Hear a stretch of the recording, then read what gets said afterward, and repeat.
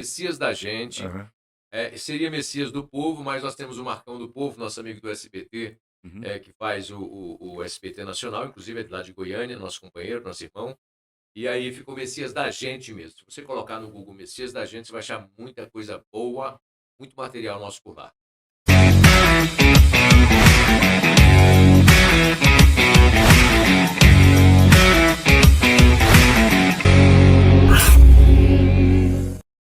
De volta, visitando, revendo os amigos? Estava entrando em Nova Serrana e a gente só entra em Nova Serrana agora com o Waze, né?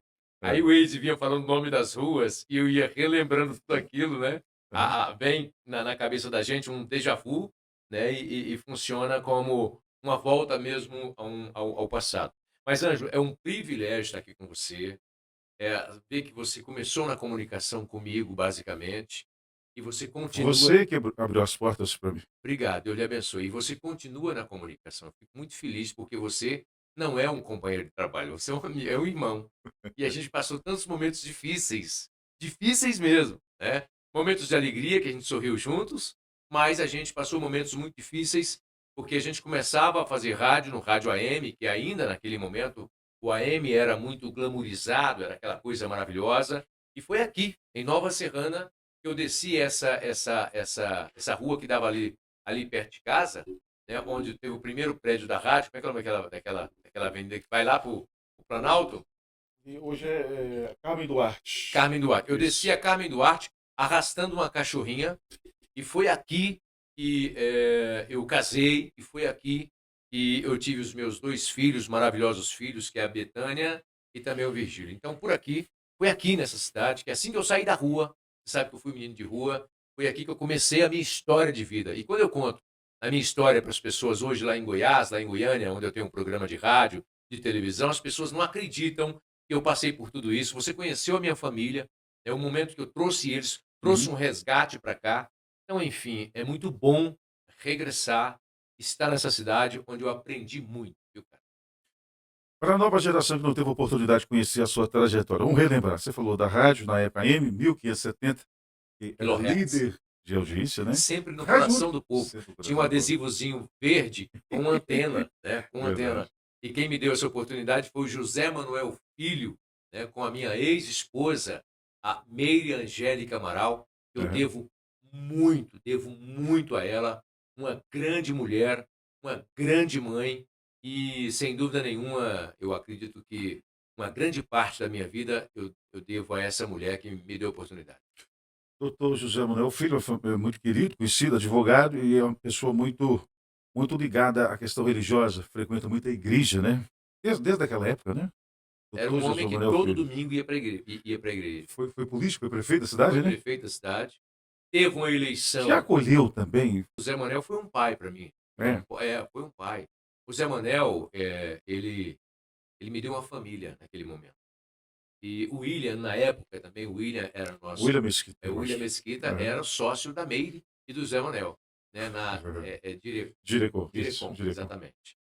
Diretor. Direcom. Mas você é do norte de Minas, não é isso? Eu Qual o nome da sua? Sou de Januária, norte de Januário. Minas. Ah, Eu fui, certo. assim, a minha trajetória com 7 anos eu fui escravo numa fazenda chamada Caiçara, em Mas foi Cocos, mesmo? na Bahia. Foi mesmo escravo mesmo? Pois é. Porque o branco geralmente Escravidão, não participa, né? escravidão branca é aquela É. que você recebe é, a comida pelo trabalho. Então, eu e meu irmão fomos escravos numa cidade, numa fazenda chamada Caiçara, em Cocos, na Bahia. E que você não podia andar a pé, porque tinha muita onça no lugar. Nossa. Inclusive, eu tentei fugir, mas acabaram me encontrando e eu apanhei durante uma semana. E aí de lá nós voltamos para Januária. De Januária fomos para Arinos, Minas Gerais, onde eu descobri que a minha irmã era prostituta, morava num cabaré. Você jovem ainda, né? Eu tinha 7 anos já, Você é 8 anos. criança, pô. Estava com 7 anos e 8 meses mais ou menos. Ficamos 8 meses Uhum. basicamente jogados no mato lá na Fazenda Caiçara, trabalhando como escravo na escravidão branca. A gente A chega, descoberta da irmã, explica melhor. a gente chegou lá em Arinos, Minas Gerais, e descobrimos que ela morava num bordel do Rodrigão, o cabaré do Rodrigão. Ela tinha 16 anos de idade. Minha irmã era muito nova ainda. E aí nós fomos morar numa casa que não tinha porta.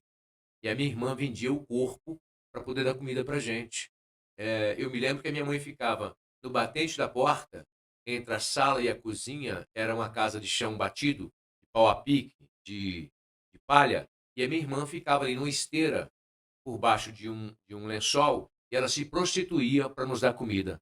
Então, quando tinha essa ação lá em casa, a gente sabia que quando o homem fosse embora, a gente ia ter comida na mesa. Isso na própria casa de Na vocês? nossa casa, na casa assim, que alguém nos deu para a gente morar. De A casa favor, não sei. tinha porta, não tinha porta. Então, assim, aí de lá de Arinos, eu fui morar em Brasília.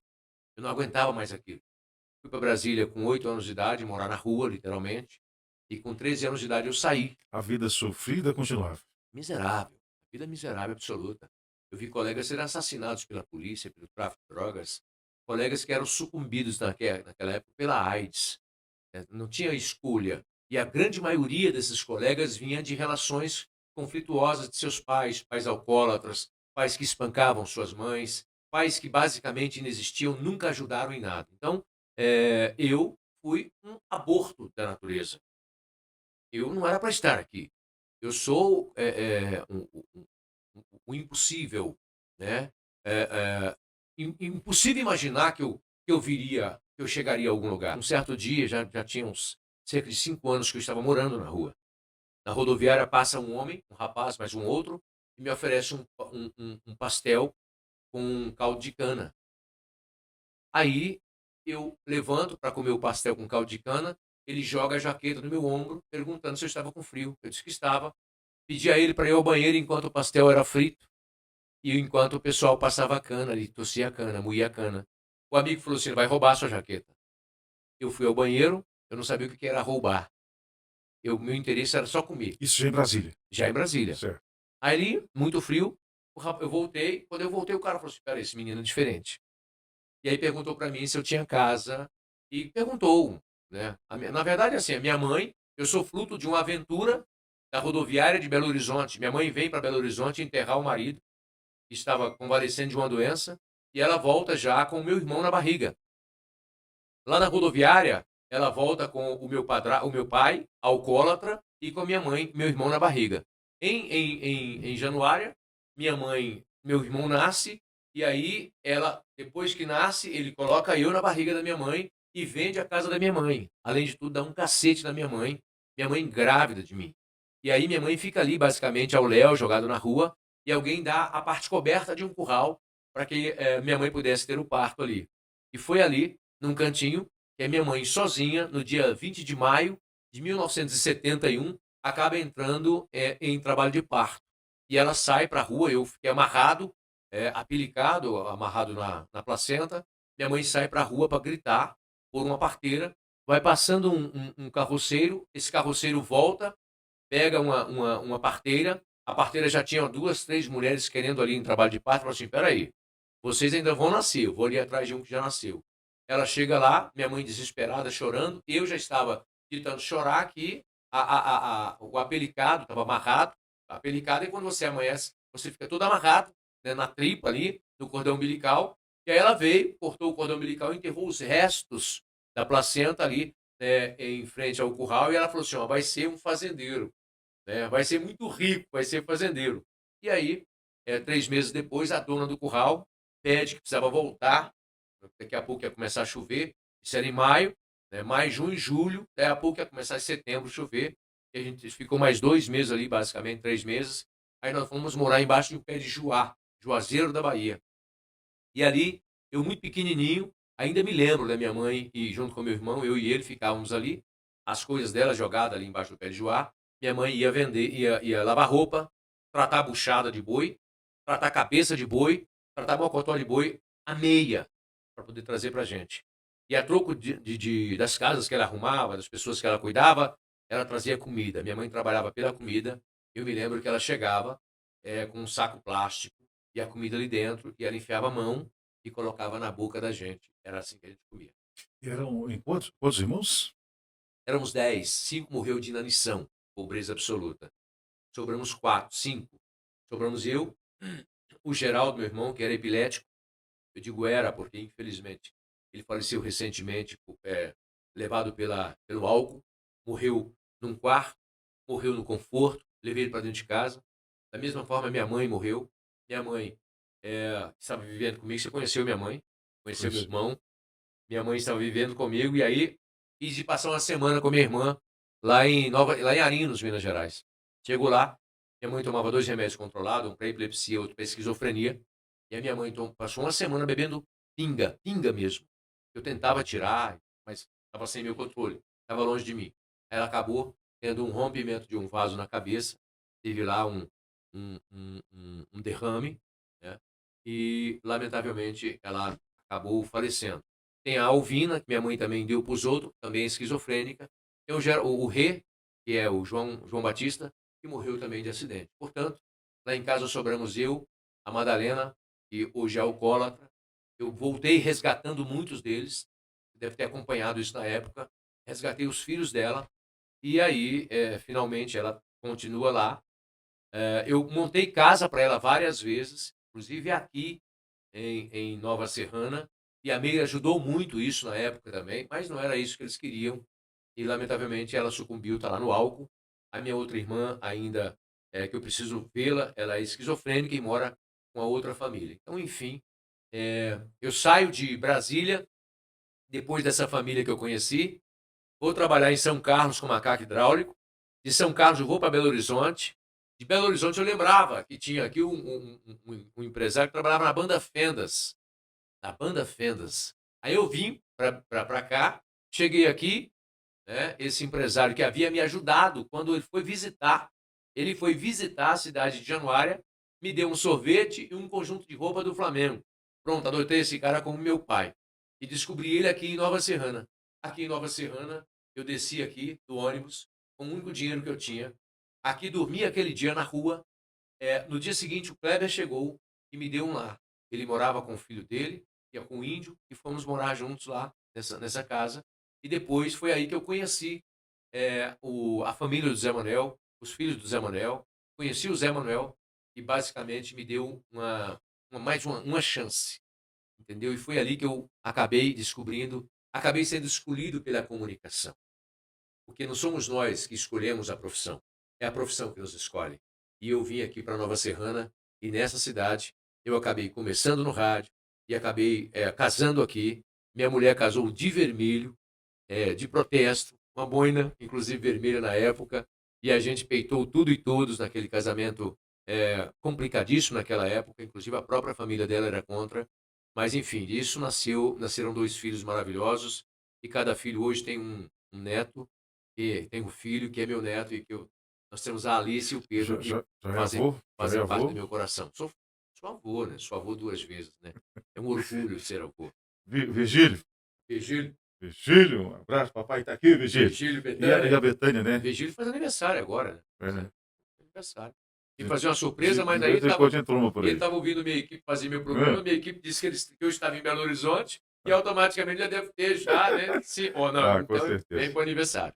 Mas a experiência do rádio, você começou na comunicação, rádio AM 1570, trazido pelo Dr. José Manuel Filho, os sócios da época, do qual a Miriam também, né? Como foi o primeiro dia? Como é que você chegou no rádio? Eu lembro que o primeiro programa que eu apresentei foi o Almoço Musical, que era apresentado pelo J. Gomes. Tá? Quando eu ia abrir o microfone, eu tossia que o microfone não abrisse. Extremamente nervoso, Nervoso, né? muito nervoso. Todos nós passamos por isso, Exatamente. esse friozinho, né? Exatamente. Mas aqui nós compramos brigas. Desde aquele primeiro momento eu andava pelas ruas com um gravador denunciando os problemas sociais que as pessoas viviam. E automaticamente, quando você denuncia um problema, você acaba comprando um inimigo, ou ganhando um inimigo gratuitamente, que é o prefeito. Na época, o Zé Maria era o prefeito. O Uhum. candidato a prefeito era o José Manuel Filho. E o Paulo César era quem era o candidato a prefeito da oposição ligado ao Nilton Cardoso. Eu nunca vi cenas na minha vida como eu vi em Nova Serrana naquela época. Nunca vi perseguição, ameaça, agressão. Eu fui candidato a vereador na época e todas as pesquisas que faziam, eu liderava todas as pesquisas. Todas.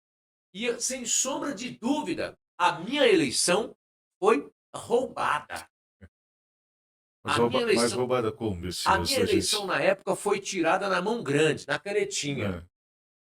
É, Aquela canetinha aqui, que anulava o voto.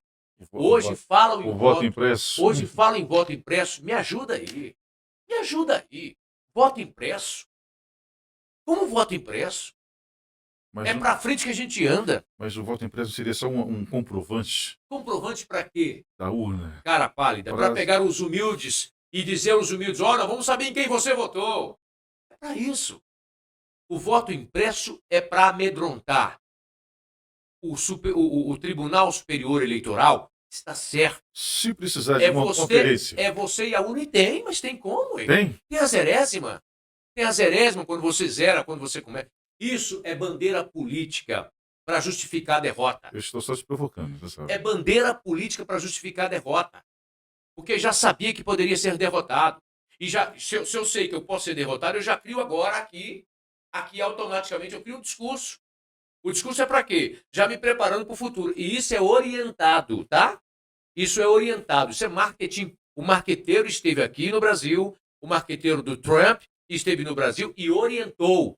Inclusive, essa história de família, pela família, pela pátria, como é que é? Pátria, família e Deus. Vamos lá. Eu defendo a pátria e presto continência para a bandeira norte-americana? Que pátria eu defendo? Eu defendo a família. E com cada mulher eu tenho um filho? Como assim? E depois eu digo que o dinheiro do Congresso Nacional é para comer gente? Eu defendo, vamos lá, Deus e prego a morte do outro que pensa diferente de mim? O que é, cara pálida? Me ajuda aí. Me ajuda. Não dá para brigar contra a lógica, Anjo. Voltando na questão do voto impresso, mas Sim. o governo atual também questionava nesse sentido. Ok? O pessoal que está hoje no poder, Tá errado. no passado eles Tá errado. tinham dúvidas em relação Tá errado. ao voto Como é que você tem dúvida? O Bolsonaro foi digital. eleito quantas vezes deputado federal? Ele ficou 28 anos como deputado federal.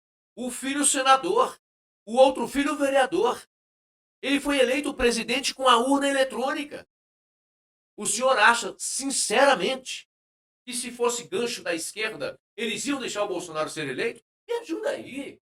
Por que só não vale quando ele está sendo eleito? Ou não sendo eleito? Bolsonaro perdeu a eleição para ele mesmo. Bolsonaro, infelizmente, só fala bobagem. Só bobagem. E, infelizmente, nós temos um povo que segue todas as lógicas. Por exemplo, bandido bom é bandido morto. Por que eles protegeram o deputado do Rio de Janeiro que todos os dados levam que ele mandou matar Marielle? Por que querem proteger ele? Essas questões, essa discussão tem que ser colocada. Bandido bom é bandido morto? É. Então por que bandido bom, sabe qual que é? É o bandido do meu partido. Esse é o bandido bom. Se o bandido for do meu lado, ele é bom. Agora, se o bandido for do outro lado, ele é ruim. A gente tem que parar de sistematizar, de politizar todas as questões. Nós estamos politizando religião, o Ângelo. Pelo amor de Deus, nós estamos politizando religião, Ângelo. Porque Deus é de todos, Ângelo. Porque Deus não é comunista. Deus está preocupado com quem é comunista e quem não é comunista, Ângelo. E outra coisa, Deus não precisa que ninguém defenda ele. Me ajuda aí, ô cara pálida. Deus precisa de alguém para defendê-lo, se ele é todo poderoso. Se ele está em todos os lugares, se ele é onipresente, onipotente, ele precisa aqui de um reles mortal, comedor de feijão, de um bunda suja para defender ele. Me ajuda. Porque as igrejas evangélicas viraram lugares de fazer campanha. As igrejas evangélicas viraram comitês eleitorais. Como assim, Ângelo? Como é que na lógica humana você vai entender que Deus está em política? O Estado é e deve ser laico. Só não deve ser laicista. Qual que é a diferença em ser laico e ser laicista? Ser laico é que o Estado não pode ter bandeira religiosa, porque o Estado é um contrato. E como contrato, o Estado tem que ser mantido por quem? Pelo imposto do cidadão. Não importa se você é católico, é evangélico, é candomblé, é espírita, não importa, meu irmão. O que importa é que você é cidadão. E a Carta Maior diz que todos nós somos iguais perante a lei. Agora eu vou dizer que Deus é isso, que Deus é aquilo? Peraí, aqui vai para os que se dizem cristãos. Eu sou cristão e prego que o cara tem que andar com a arma? Como assim? Se Deus é misericordioso, se Jesus diz que nós temos que perdoar 70 vezes 7, como é que eu tenho que pregar que o cara tem que andar com a arma? Como é que eu tenho que pregar que bandido bom é bandido morto? Bandido bom é bandido morto se ele não for meu filho. Bandido bom é bandido morto se não for meu pai. Tem um policial lá em Goiás que pregava que bandido bom é bandido morto. O dia que mataram o filho dele, participando de um grupo de criminosos, aí ele já pensou diferente. Nós temos que parar com hipocrisia. O que, infelizmente, acaba com o mundo é a hipocrisia das pessoas.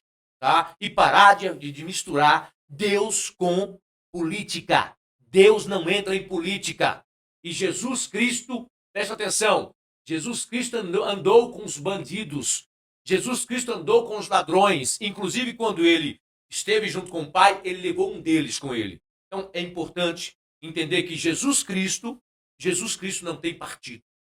Jesus Cristo não tem lado. Aliás, tem dos mais pobres, dos mais desassistidos. Então você classificaria a gestão do Bolsonaro? Como você classificaria? Uma tragédia.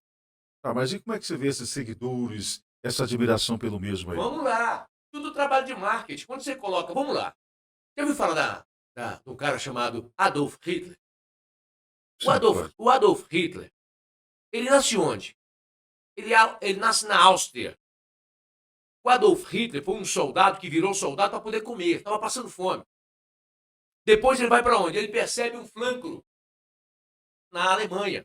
Que flanco é esse? A Alemanha perde a Primeira Guerra Mundial e aí ela é dividida por França e etc.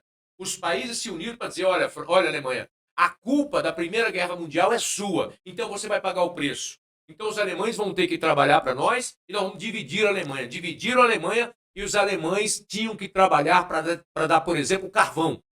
Os franceses entravam na Alemanha e chutavam a bunda dos alemães para tomar o carvão do cara. Ó, vocês estão devendo, vai trabalhar para nós. Aí, um homem baixinho chamado Adolf Hitler começa a perceber essa necessidade de líderes. Ele vai para a Alemanha e tenta dar um golpe na Alemanha. O golpe não deu certo, eles prenderam ele, mantiveram ele preso. Na prisão, ele começou a criar o seu partido político. Só que ele entendeu que ele tinha que colocar na mente das pessoas algo muito maior. Ele pega a religião e joga na política, dizendo o quê?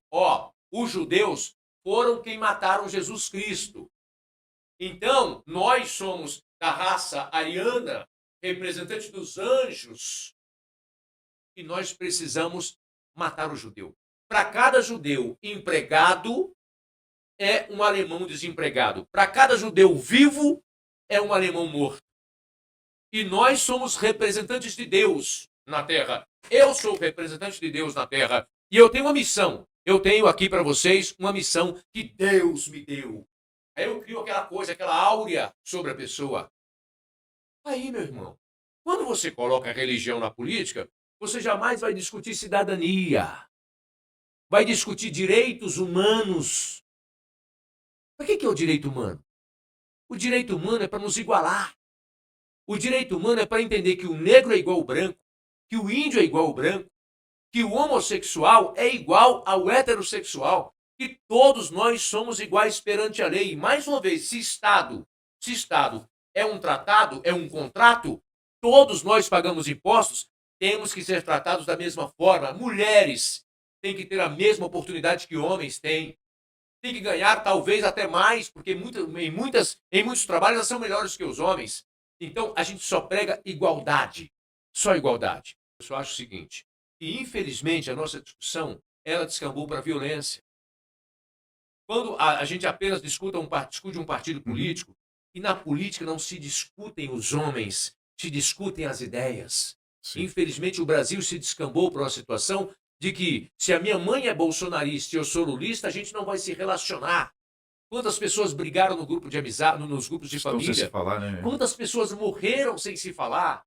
Quantas pessoas que a Covid-19 matou porque nós atrasamos a vacina? Essas verdades precisam ser jogadas na cara. E eu não tenho medo nenhum e eu respeito todo mundo. Mas preste atenção, a história vai dizer. A história é implacável. A história vai dizer quem é quem. Daqui a 20 anos, 30 anos, 40 anos, 50 anos, vocês vão saber. Eu espero a minha juventude, que acompanha agora a gente. Quem tem 16 anos, por exemplo, um dia vai falar assim, eu lembro o que aquele louco falou lá atrás. A saidinha, que está muito em evidência, foi muito debatido, muito discutido. Qual a sua opinião sobre? Você já foi político, né? Você foi? A saidinha, posso falar sobre a saidinha? Sim, por favor. A saidinha não pode ser, nada no mundo você pode generalizar. Um cara, por exemplo, que cometeu um crime, a Constituição diz que ele tem que pagar desse jeito aqui, assim, assim, assim. O cara pagou do jeito assim, assim, assim, assim, que diz a Constituição Federal. Ele está estudando. Ele está sendo um exemplo dentro do presídio. Esse cara não tem um direito de, como prêmio, até como exemplo para os outros, olha, esse cara aqui merece. Agora, tem crimes que não merece a saidinha, Ângelo. Me ajuda. Tem um cara que mata a mãe, que mata o pai. Um cara desse... Estuprador. Um estuprador. Não, estuprador. Eu acho que estuprador já é vedado, né? A saída do Sim, sim. São crimes hediondos. Né? Certo. Por exemplo, Ângelo, um pedófilo. Você acha que tem cura para um pedófilo? Não tem cura para um cara que se vicia uma criança. Um cara desse tem que ser prisão perpétua. E um vagabundo desse tem que trabalhar. O ruim nosso é que o presídio vira escritório de bandido. E aí deixa de ser esquerda, deixa de ser direita. Bandido é bandido para mim, ué. Então quer dizer que o policial que mata o filho de um pobre e coloca o revólver na mão dele e diz que ele estava armado, não é bandido? Ele é alonga-manos do Estado representado nas ruas. E quando o policial vira bandido, é pior ainda. Porque ele tem a proteção do Estado, ele tem a arma na cintura, ele tem a viatura pago com o nosso dinheiro. Então, para mim, bandido não tem lado. Nem direita, nem esquerda. É bandido. E é por isso que eu digo, todos somos iguais perante a lei e a Constituição tem que tratar desse jeito. Bandido como bandido, meu. Você falou muito mal do governo Bolsonaro. E o PT? Como é que você avalia essa rejeição do PT, questão da economia, esse déficit? O que você falaria a respeito aí? Eu, sinceramente, eu acho que não existe uma bandeira de governo. Olha, esse é o melhor, esse é o pior. Não existe em relação a partido. Se você olhar, por exemplo, hoje, grande parte do PL apoia o governo do Lula. Vota com o governo, certo. E tem seus equívocos, e tem que ser corrigido. Não tenha dúvida. Lula está falando muita bobagem, muita besteira, deveria trabalhar. Entendeu? Ele não foi eleito para falar besteira.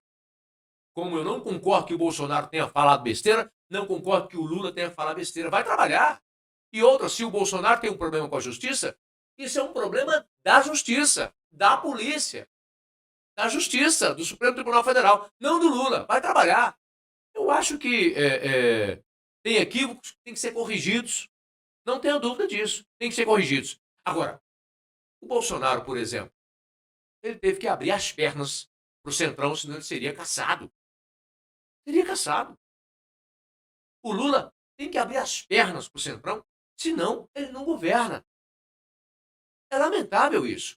O problema não é de um partido. O problema é do nosso sistema político. O problema é, nós vivemos hoje uma situação... presidencialismo só no papel. Mas nós vivemos uma situação parlamentarista.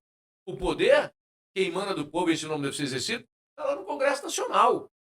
Na grande maioria. E nós temos lá um líder que entende muito isso, que tem uma boca desse tamanho, porque o tal do Centrão tem uma fome que você nem imagina. É preciso resolver a questão no Congresso. É fácil? Com tantos partidos? É fácil com um PL forte? É fácil com um Lira que aproveita que o PL é forte para poder atender os seus interesses pessoais? Como também, nesse caso, o Bolsonaro também foi escravo ali. O Bolsonaro também foi capturado. Igual o Lula está sendo capturado agora. O Lula está tentando espernear agora. Como é que você esperneia? É chamar o Lira no escuro para assim, o que é que você quer? Tá aqui, cala a boca. O que é que o Lira fez agora? Olha, eu errei. ao falar mal do ministro, não sei o quê e tal, entendeu?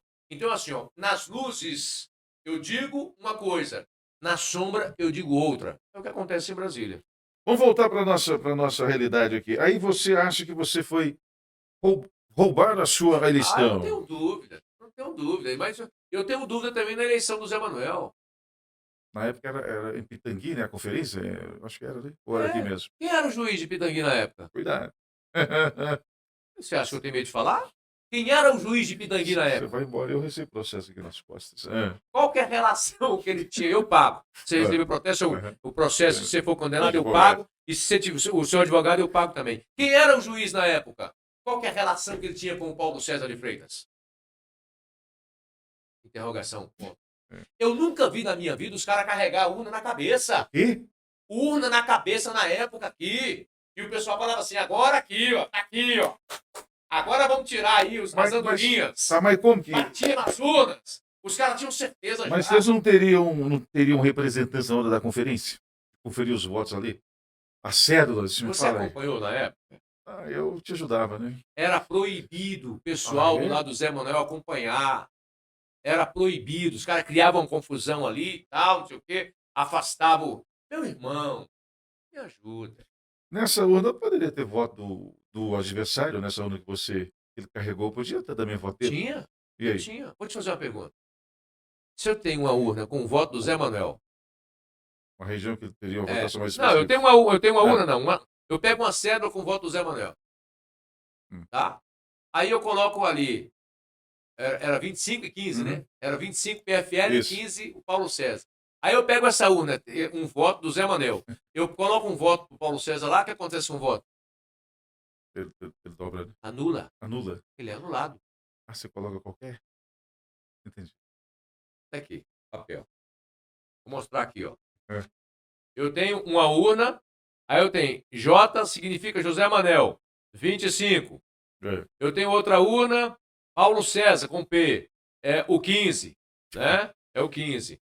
Aí eu tenho aqui, ó, o quadradinho do Paulo César e eu tenho aqui o quadradinho do Zé Manuel. Aí eu tenho um voto aqui, ó. Eu tenho um voto pro Zé Manuel. O X aqui no voto do Zé Manuel. Sim. Entendeu? Se eu colocar o X aqui no voto pro Paulo César, o que vai acontecer? O voto é Paulo César, claro. Não, anulou. Anulou, não vai. Então a manobra seria nesse sentido. Também. Seria essa. Também. Uma das. Se eu pego uma urna em branco, se eu pegar uma urna, não, uma cédula em branco, com o nome dos dois, o cara foi lá, o cara não quis votar, ele dobrou só o papel e jogou lá dentro. E não tem voto para ninguém. Eu com a canetinha aqui vou lá e assinalo pro outro lado, tá lá o voto. Então, roubar na época do voto impresso era muito mais fácil, Pepe. Era muito mais fácil. E eu, sinceramente, eu tenho a mágoa que eu acho que eu fui roubado naquela época. É que você defendia a população, não é? Você lembra? Os interesses dos mais Você lembra o necessitados. que nós fazíamos aqui? Nós íamos para frente do hospital, a gente fazia campanhas de alimento. Muitas ações, muitas Muitas ações. Exatamente. Então, em síntese, meu irmão, é isso. E na boca do povo, onde você ia, né? Onde a gente Era ia? abordado. Você sabia, ué. Mandar um abraço, Dona Maria. Dona Maria existe ainda? Dona Maria do Café. Dona Maria do Café existe ainda? Vixe, Ô, Dona Maria, um existe. beijo pra senhora. Deus te abençoe. Vem na paróquia todos os dias. Uma pessoa devota, frequenta muito a nossa paróquia São Sebastião. Todos os dias. E passa na rádio e não me abraça. Acho que vamos ter que ir lá. Dona Maria, um abração pra senhora. Deus abençoe a senhora aí. Do que mais a gente pode falar da época lá dos conflitos? Você tinha uns atritos também, até não só verbal, né? Pau quebrava, né? Paulo, prefeito? Com a família do Paulo. Nós tivemos conflitos aí, por quê? Uma coisa é o jornalismo. É o que você fala aqui. Se você falar alguma coisa minha e eu me sentir ofendido, eu vou onde? Era a justiça. Na justiça. Uhum. Mas não. Era assim, era ameaça. Se você falar isso, eu vou te matar. Se você falar isso, você vai apanhar. Eu sou ex-garoto de rua, o Ângelo Márcio. Você tem um negócio que eu não tenho, é medo. Medo eu não tenho. Não cheguei onde eu cheguei com medo. Enfrentar o que eu enfrentei na minha vida. Chegar onde eu cheguei com medo, nunca. Você chegou cascudo para essa fase da vida, né? Eu tenho capa grossa. Couro de tiu. Eu estava aqui eu tinha uma sorveteria aqui. Eu e a minha esposa tínhamos uma sorveteria na igreja aqui. Anexo à matriz de São Sebastião. Isso. Embaixo da escadinha ali, Na na lâmpada. época eu recebi uma carta de uma pessoa que denunciava. Não sei se era a irmã do Paulo, se era a tia, não Ó, sei. citar nomes talvez não seja legal. Não, É. não, mas eu vou citar, porque foi o que aconteceu, ué. Foi o que aconteceu. E aí eu fiz uma denúncia na época, não sei se era sobre a funcionária do hospital, não sei. Sei que eu li a denúncia e logo em seguida eu recebi uma ligação dizendo que se eu falasse desse assunto de novo, eu ia morrer. Você lembra disso? Todo mundo lembra disso. E eu falei no rádio.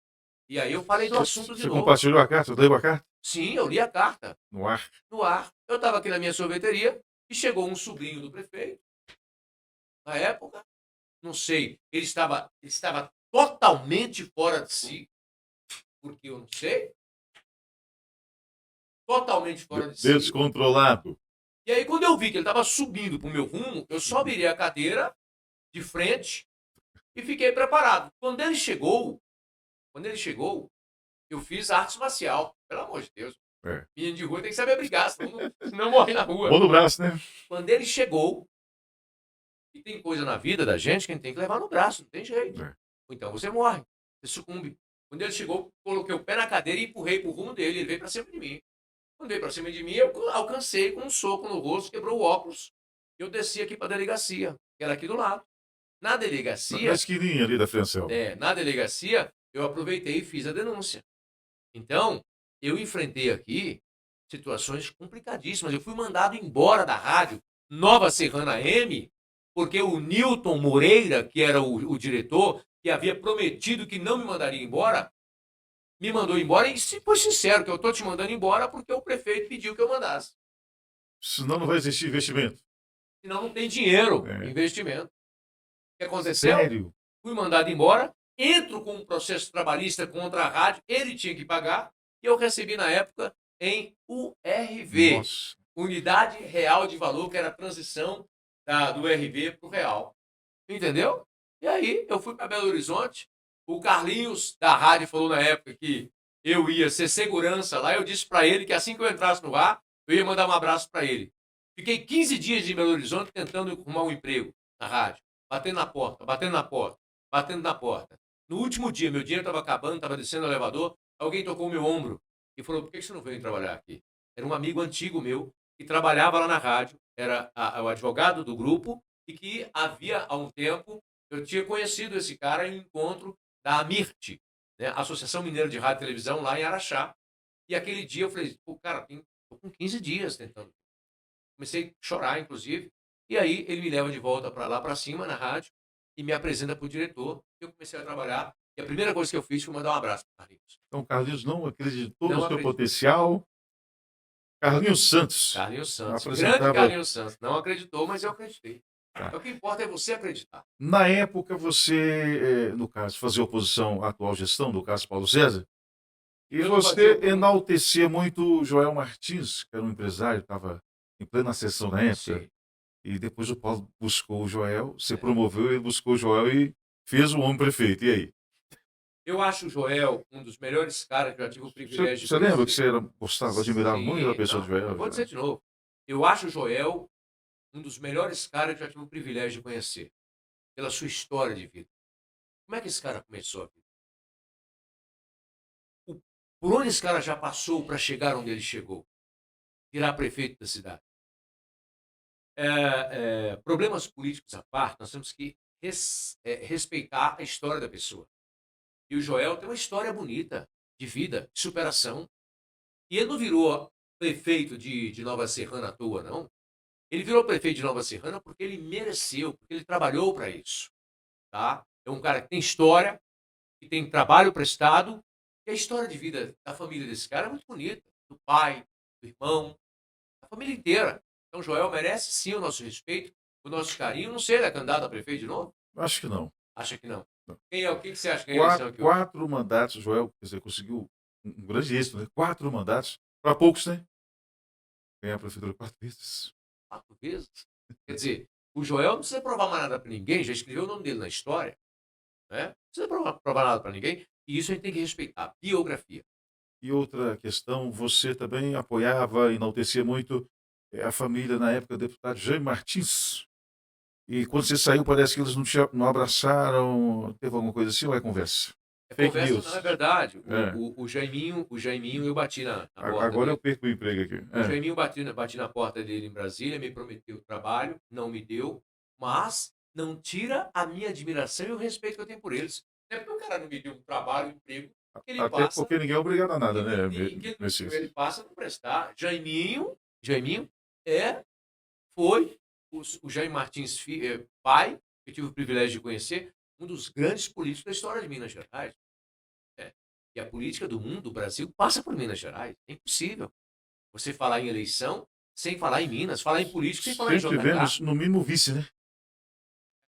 Alisson Paulinelli, o grande Alisson, que eu andei com ele nas convenções na época do PFL, entendeu? Então, assim, o Jaiminho, um grande ser humano, um grande cara, e que, evidentemente, levou o legado, traz o legado do pai dele, que merece o nosso carinho, nosso respeito, sim. E o Ele, Geraldinho também, né, Geraldinho, que é isso. filho. Eu lembro que ele fumava um cigarrinho de palha e tal. Grande abraço, turma. Eu achei que você falou de cigarro aí, mas é de palha, né? Era de palha, cigarrinho de palha. Então, beleza, fechando aqui o nosso programa. Agora falar aí você e hoje, como é que tá o Messias da gente? Muito bem. Sucesso, né? A gente acompanha pelas Você pode redes. procurar Messias da gente aí no YouTube, no Facebook, no Instagram. Você vai conhecer um pouco do nosso trabalho que a gente desenvolve em Goiás. Graças a Deus, graças ao meu bom Deus, eu falo direto com o governador, tem aqui o telefone do Caiado, a gente conversa direto, falo direto com o presidente da Assembleia. Quando eu chego na Assembleia, eu vou direto para o gabinete do presidente, o Bruno Peixoto. Falo direto com todos os prefeitos da região. Hoje é impossível falar da política em Goiás sem que nesse lugar esteja o meu nome introduzido.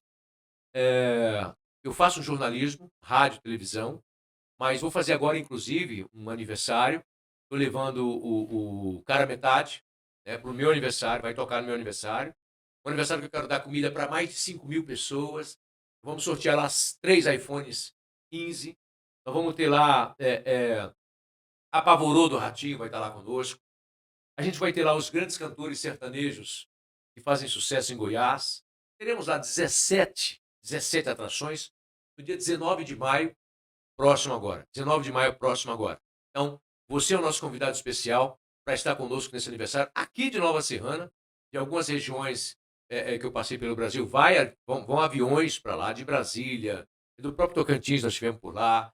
Tá? Então, assim, você é o meu convidado. Se você quiser ir para lá, vai para lá, comida de graça, tá? Vai poder tomar uma de graça também. Mas eu gostaria muito de que as pessoas que fossem levassem 1 quilo de alimento para que nos ajude a diminuir fome, sofrimento dos outros. A entrada é franca, se você não quiser entrar, tudo bem. Mas se você quiser, aliás, se você não quiser levar, tudo bem. Mas se você quiser levar, eu ficarei muito feliz. Eu não posso chegar na situação que eu vivo hoje. Bem, graças a Deus eu moro numa mansão, eu ando em carro importado, tá? Eu tenho uma equipe muito forte que trabalha comigo. Hoje, principalmente hoje, eu preciso dividir um pouco do que eu tenho com as pessoas que nada têm, para me colocar um pouco no lugar delas. E isso, quando você respeita o outro, você se coloca no lugar dele. Eu acho que é isso que permeia a minha vida hoje. Estamos hoje em 2 rádios para acompanhar pelo YouTube todo dia. Posso falar? Lógico, De claro, é. 7 às 9 da manhã, pela Mania FM, pela Bons Ventos FM, a Mania é um sinal nacional. Estamos também no Rio de Janeiro, com um programa que a gente exibe em Goiás, mas também é exibido lá no Rio de Janeiro. Então você coloca aí Goiás da Gente com Messias da Gente. Você pode me seguir no Instagram, Messias da Gente também, e continuar acompanhando a história. Mas eu quero pedir aqui a você um momento para eu agradecer. Fique à vontade, meu amigo. Sinta-se em Agradecer, casa. agradecer José Manuel Filho por ter me dado a oportunidade de falar no microfone da rádio Nova Serrana M. Agradecer a minha ex-esposa, Meire Angélica Amaral. Essa mulher me deu norte. Essa mulher, ela foi uma das responsáveis por eu ser quem eu sou hoje. Eu quero aqui de público, Meire, pedir você perdão por muitas coisas na vida. Eu tenho certeza absoluta que eu tenha sido culpado. Pedir perdão aos meus filhos, o Virgílio, e pedir perdão à minha filha. E dizer a vocês que a vida é assim. A gente só erra, só acerta se a gente errar primeiro.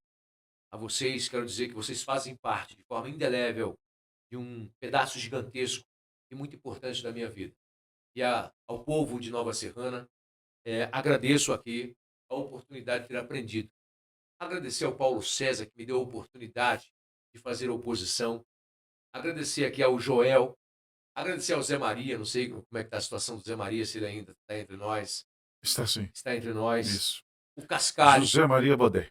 O Bodé, o Importante falar. Cascalho, meu grande compadre Cascalho, que é padrinho de um dos meus filhos. Manda um abraço para a Cida também, para não ficar com ciúme. Ela Para me as acompanha. meninas. Cida, a esposa do Cascalho. Para Cida, oi, Cidinha, um cheiro para as meninas. Aliás, mandar um abraço em memória, não está entre nós, mas o Ariel Ambrosio, as meninas Foi muito dele. seu amigo, né? Exatamente, exatamente. O Heraldo, que é filho do Cascalho, né? Então, enfim, muita gente que fez parte da minha vida e que eu não consigo me imaginar hoje, no meu horizonte, sem ter passado por essa terra. Essa terra me calçou, literalmente, de uma base para que eu pudesse enfrentar o futuro. E é por isso que hoje eu estou aqui, Ângelo. E eu vim para fazer homenagem ao meu filho, que faz aniversário. Era para ser surpresa, não sei se ele sabe ainda. E reencontrar minha filha e dar um cheiro nos meus netos e refazer esse laço. Amigo, obrigado por compartilhar aí várias fases da vida, né? Os altos e baixos, mas o importante é que você venceu. E hoje eu tenho uma família que me dá base, que é minha esposa Nara Alencar, meu filho Messias Júnior e também a minha filha Sofia. Eles me dão essa base, fazem parte também desse momento atual da minha vida e que são a minha base. Meu filho faz medicina, já é meio médico, quero que minha filha também faça medicina, e o que eu puder fazer também para minha esposa atual virar médica, eu também farei. E os meus filhos atuais, os meus primeiros filhos, quero apoiá-los no que eles acharem que for possível, pode contar comigo. Gente, obrigado pelo carinho, pela atenção. Messias, que você possa voltar. Desejo sucesso maior para você ainda. Obrigado por participar aqui do nosso projeto. Nos meus programas eu abro sempre com uma parte que eu aprendi aqui em Divinópolis. O cara, Garcia Júnior, falava, é fogo é fogo do rádio do povo. Eu finalizo dizendo o seguinte, eu não acredito no Deus que criou o homem, não acredito no Deus que o homem criou, mas acredito no Deus que criou o homem. Seja sincero, desejo profundo, e você será capaz de sacudir o mundo. Basta você querer. Obrigado, meu irmão. Viva o rádio! Viva o rádio! Viva o rádio! Valeu, pessoal. Obrigado pelo carinho. Até o próximo encontro.